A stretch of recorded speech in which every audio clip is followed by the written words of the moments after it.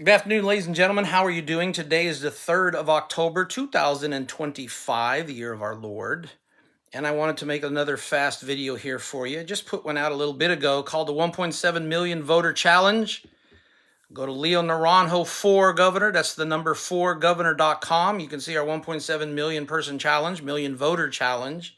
If every one of you folks would donate at least $1, we'll shake up the community here in California and start moving forward to being successful.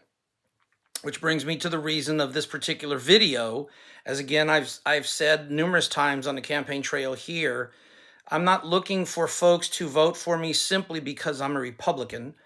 I'm not looking for folks to vote for me simply because I'm grassroots, nor am I looking for people to vote for me simply because I'm making them promises to deliver the world, when in fact I couldn't even honor that province because it would never come true. What I am here to tell you today is a little short story about trust and confidence in my abilities. And I bring this back to my days in the military, actually when I was stationed overseas in a little place called Rheinberg, Germany, home of the 11th Finance Support Unit at that time. We were in the previously occupied area of the British after World War II, and we took over a little one-story community. 10-story tall building was a former rug factory, and that's where I was stationed at. For this particular time frame, this is circa 1989, I had my leave balance was built up, and it was at 60 days, and I was getting ready to gain an additional 30 days, which in short meant I was getting ready to lose a lot of days off. And so not wanting to fly back to the States because nothing was going on there. Parents weren't expecting me, didn't expect me to come back. I didn't feel like going out and about touring, didn't have the money at that time or point to go vacationing. I approached my commander with my dilemma, and I asked her, Lieutenant Colonel at the time, if I could participate in the upcoming field exercises that our battalion was soon to be engaged with. And in essence, we had a field exercise about 3 to 4 days in length. You infantry guys are probably cracking up by now at this point. 3 or 4 days in length for the admin folks every weekend for the next 4 following weeks. And I volunteered to be what they termed and coined as the opposition or the OPFOR forces for those exercises against U.S. finance units. So the duty and responsibility for us was to of course be there a day early to set up simulated opposition combat forces against the United States military forces, i.e. the finance units involved, and to see how well they did under pressure, under assault, in defense, anti-NBC capabilities, anti-nuke biological chemical capabilities, and repelling invaders and assaulters, etc., etc., etc. Basically war games on a higher level than just paintball. My commander gave me the opportunity to mull it over, and I did on the spot. I said, yes, I wanted to volunteer for this. And she said, well, I only have one requirement of you, Sergeant Naranjo. When I asked her what that could be, she said, I want to ensure that you understand, on top of everything else that you must do, your mission from me is to ensure my sister units are embarrassed. Wow. Latitude from a lieutenant colonel. Okay, not a problem. In order to succeed at doing that, ma'am, I would need some support. What do you need, Sergeant? I would need vehicles, weapons, and ammunition. What else do you need, Sergeant? I would need another soldier. Not a problem.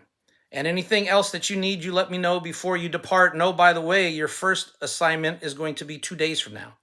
So I prepared myself to go on vacation with the necessary paperwork, and I showed up in the area of what they had was Bremerhaven Finance Unit. And somewhere out here in the United States of America, there are people who are assigned to the Bremerhaven Finance Unit and the other various units that were assigned to the finance battalions down there at that time from Kaiserslautern or Heidelberg, Germany. My mission was to ensure that tactically our forces were operating at the full capacity that they could, to follow the instructions that were provided by the judges and the command staff in total, and to go about playing bad guys to the good guys in a combat simulated scenario. The staff sergeant in charge of us overall did not wish to get dirty, participate in running around like madmen, so he said, basically, and I agreed with, he would be in charge of the reporting. I was to be in charge of the tactical application of our men and women in this mission. And we had 10 people. that I now had operational control over. As we're prepping to do our thing for our first day of engagement, day one, of course, was prepping for us to establish what we needed to do, where we needed to do it at, and how to plot an ambush.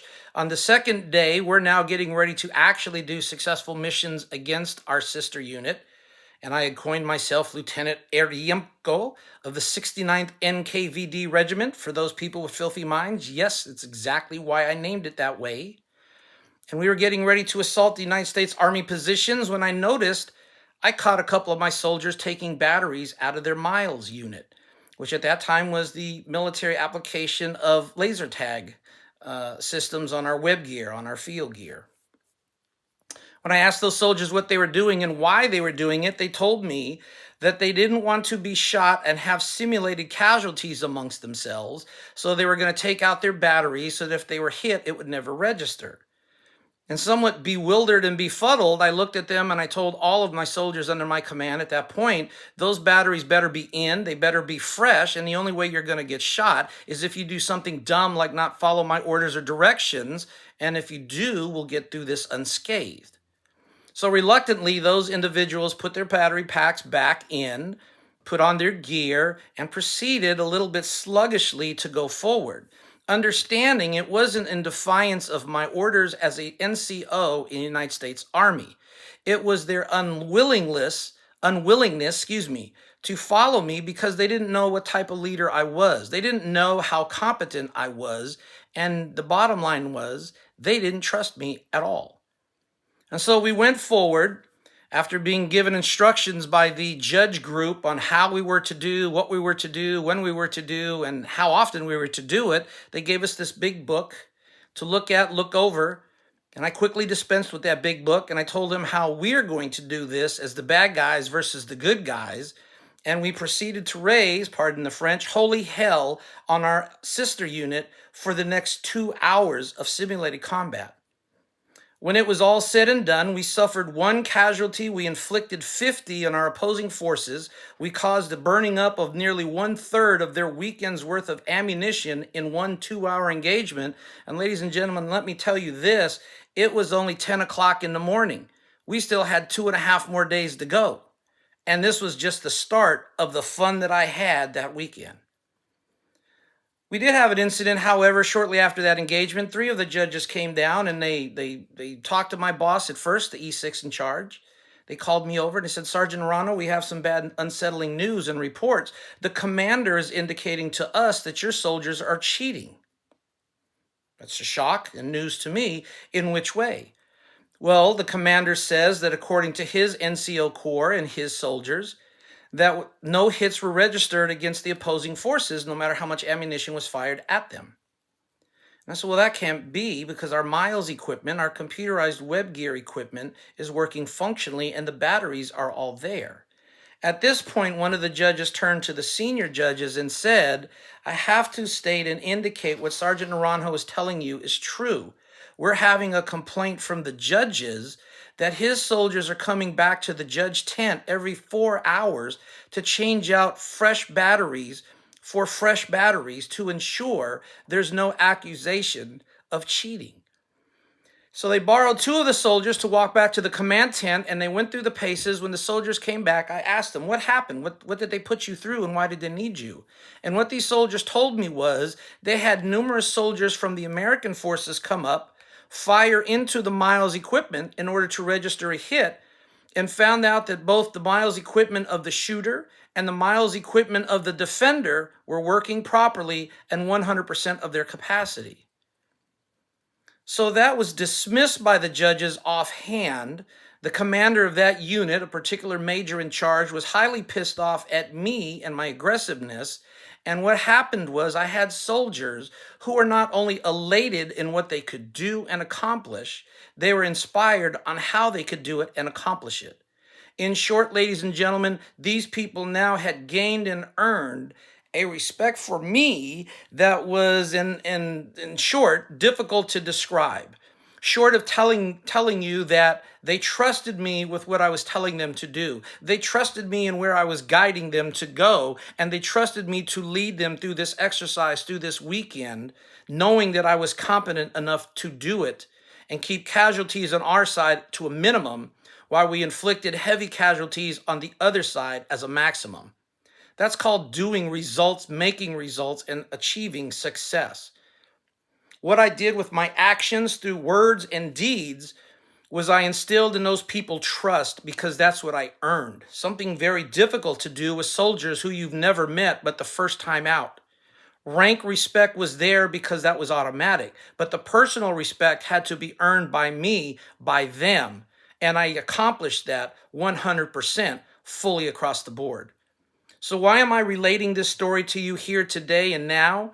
Because I want you all to understand, if you're looking for somebody to take this state forward, if you're looking for somebody to bring it back into the realm of prosperity instead of Gino Gavin Newsom's realm of disparity, if you're looking for hope and you see light at the end of the tunnel instead of more darkness, wishing that you had a light to go through the tunnel, if you're not looking to lose more money combating a homeless problem which is only growing instead of diminishing, then stop picking the platitudes of folks who wish to lose and start looking at the individual who's confident enough to bring you to prosperity and success.